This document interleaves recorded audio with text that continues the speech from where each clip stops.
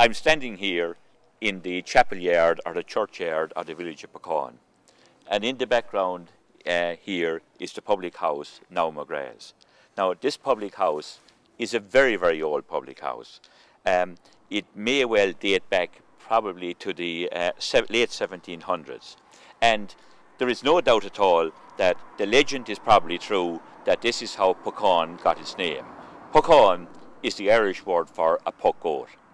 According to tradition, the name Pukane came from a sign that was erected on the public house. It was quite common in both England and Ireland in the late 18th century to have a sign, because most people, of course, we often forget that, most people were illiterate anyway and they couldn't read. So the sign here was a puck goat. So that's where the word Pukane comes from, puck goat. Pukane it's such a pretty little village and it's so peaceful.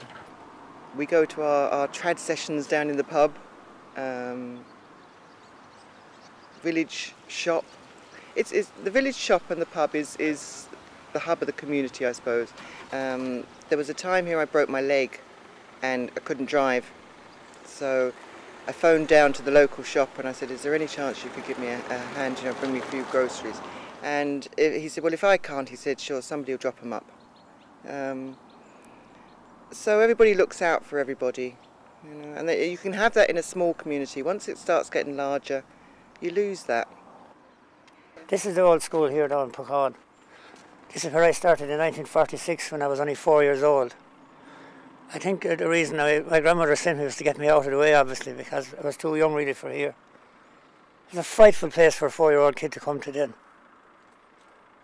And I often regret that I was ever since so young, because I gave it 2 years before anyone of my own age came here. I was just dusting around.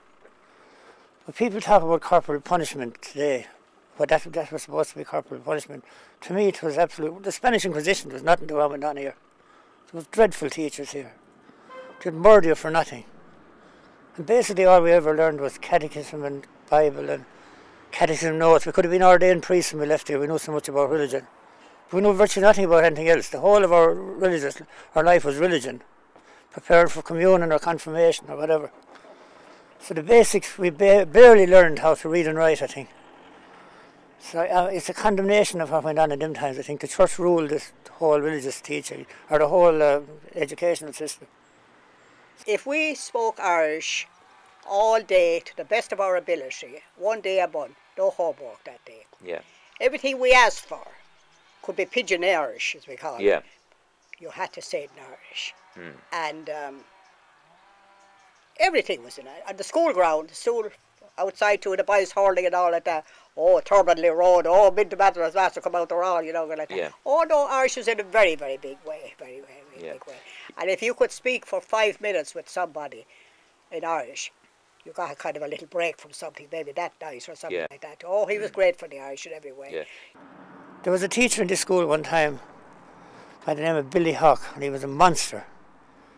And he used to hammer, he did awful things to the students. So some of the lads in 6th class decided to kill him. And they waited up in the hill over there, where they had a grave dug with shovels and everything for him. And by a freak accident, didn't he get a lift home? He always went across the field. He got a lift home in a car, a horse and car, and that saved his life. Because those guys, they didn't have the nerve the next day to carry it out again, and they gave up the idea. And I was one of the guys that was in the group told me this himself. And they later went on and joined the IRA and were involved in a big ambush locally. So they were hardy fellas even when they were young. We're still standing in the churchyard, but we have turned our back on the pub and the demon drink, and now we have turned our eyes towards God to look at the most prominent feature in the village of Pukane, the church, the Catholic church, or the chapel, as it would be traditionally have been known. Well, the church behind me here is a very unique building, to my mind anyway. It was built originally over the old church that was here at the time. And if you look at the sharp pitch of the roof, it'll explain the sharpness of it.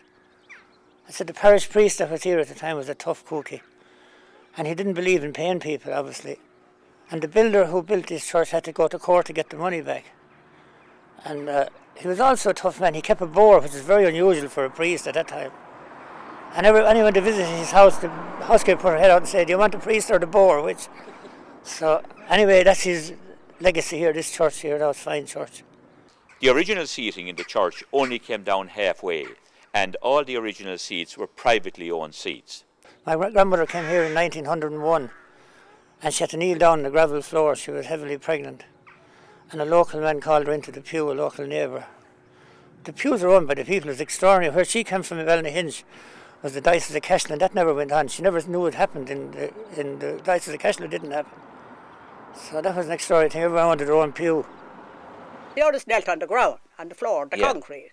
Yeah. As Mick Grace said, he said there wasn't even concrete, but there was concrete. Like yeah. But then there were people that had seats that went into them. Yeah. No, that's But I think there were people who had seats though, and if you put your nose inside them, they wouldn't like it. They wouldn't like it to be like they wouldn't like you at all. The police barracks had they had one. Yeah. And Mrs. Griffin had one. My mother could go to Mrs. Griffin's if she wanted to. She made very welcome now, like. Yeah. And. So Father O'Connor got rid of those, wasn't he got rid of all that, and he got the seats right down to the door. Yeah, and then they put in public seating, as it were. Confessions here once a month was a dreadful place to go to. It wasn't that we didn't commit sins or anything, but you had to wear, everyone had to be seen with a pledge badge. We were also supposed to have pledge badges. And of course, you'd never think of it on the day. And it was worse, the biggest mortal sin you ever committed wouldn't come close to having no pledge pen. The priest would give up drink. Sure, we had nobody at the price of drinking. Your kids weren't drinking anyway. It's all nonsense. Funerals in a village are so enormous. I couldn't believe it when I first came over here, the amount of people. But because everybody knows everybody and they want to pay their respects, that person was an individual. Whereas in a big town, you might know a couple of dozen people, and when you're dead, that's it. You're gone and nobody cares anymore. But here you're remembered. They'll say, you know, there's people that died 10, 20 years ago and we still talk about them because they were characters and they lived in the village, everybody knew them, and they were a person, not just a number on a door that you get in a big estate. A famous character by the name of Paddy Forbes. Paddy Flannery was his real name, but he was never known as Flannery, only Forbes. He was a notorious man for porter. He lived for drink. But anyway, his big thing was, he used to go to Drummondere for a high diving competition. He couldn't swim no more than a hammer. But he always entered. He always came down with a women's knickers on him, huge, big women's knickers. And he was about 6 stone weight. He looked unbelievable in it. And he dived in, of course, had to be rescued immediately.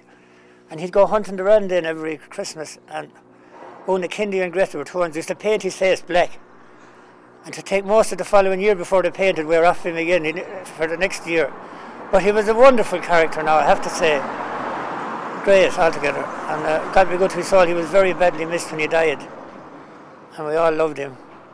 Was thinking about it around about 1990, but it wasn't possible at the time to sell the house where we were. So by 1995 we said, right, we'll come over. And we wanted to come over, I suppose, because I've got a family here, for one. But also the fact I thought the children would have a better life. I wanted them to be part of a small community. I thought they'd get more, a better education in a smaller school. And that was the main reason we actually moved over, you know, to be with them. And when I came here as a child, and we actually, my parents brought me on holiday to one of the cottages, and I just thought it was wonderful, perfect place. After living in big cities over in England, I thought this was lovely, even at a young age. People from abroad, and especially America, they like this sort of thing. You know, they're in a little cottage, which is supposed to be a replica of the old cottages in Ireland. And that in the winter come here, maybe in autumn time, and they'd have a fire going on. And a fire, an open fireplace in there. And they would sort of look at that as a strange thing that they hadn't seen in their lifetime. Unless, of course, they were Irish immigrants who came back. But normally, the ones that come now have never been to Ireland before, so it's an intriguing, you know, holiday for them. There was no only thing they had here was pitch and toss up in the lane there for the elders or a few pints on Sunday. They playing pitch and toss. We had torchlight one day, and some of the priests were going home, and he bought him a pack of cards. He thought it was a more honourable thing to play cards than to play pitch and toss. I don't know that. But later on, how they were stopped playing the pitch and toss up there. Pitch and toss was illegal on the main road. You had to be in so many. You had to be in a certain. Yeah, you had to be in a certain distance. Now you could play all you like here, but by right you shouldn't play on the road. That was the law. I heard that when I living in Dublin. There was no social life in this place at all, except the hurling field. You made your own sport when you were young by joining in games of all kinds, like with the other lads. What sort of games were they? Well, hurling for one was a cheap one, obviously, and then Gaelic football, and I don't know what they used to call it. What they call nowadays, call them rounders, isn't it? They used to be running around the place. They built a grotto here one time in the 50s. I don't know, it's been 3,000 or 4,000, maybe more. They could have built a lovely hall, and a small little grotto would be just as good as that big monstrosity they put up. So that's a pity there was never a development of a hall here. I regret it so much. Actually, a committee, I tried myself when I was younger to get a hall thing going. But our parish priest didn't see it our way with that whole school, so we couldn't do it.